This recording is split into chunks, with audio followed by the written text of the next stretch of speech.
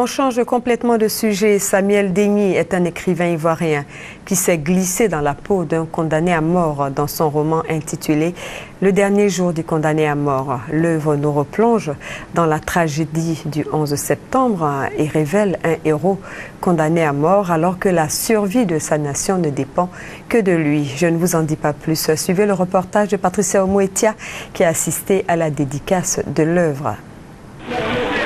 C'est le foyer du lycée moderne de Tabou qui a abrité cette cérémonie de dédicace du roman « Le dernier jour d'un condamné à mort » de l'écrivain ivoirien Samuel Degny.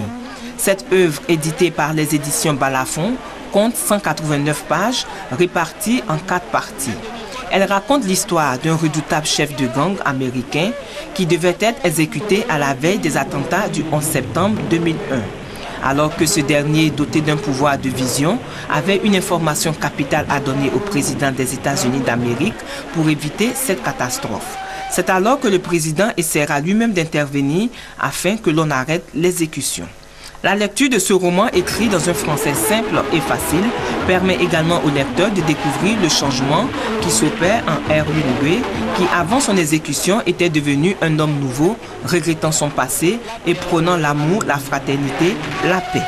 C'est pourquoi l'auteur Samuel Degny a indiqué que son œuvre pourrait servir à tous les Ivoiriens, qu'il invite à oublier le douloureux passé pour penser à la réconciliation et à l'avenir de la Côte d'Ivoire. Il a expliqué le choix de la ville de Tabou pour sa dédicace par son désir de promouvoir la lecture dans cette zone frontalière et d'attirer l'attention de l'autorité compétente sur la nécessité de doter cette localité de bibliothèque. Samuel Degny est né en 1981 à Grand-Lahou.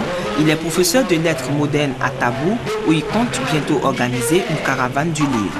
Cette cérémonie de dédicace a été marquée par la présence du maire de Tabou et du député qui n'ont pas manqué de souligner le rôle important de la lecture dans le développement local.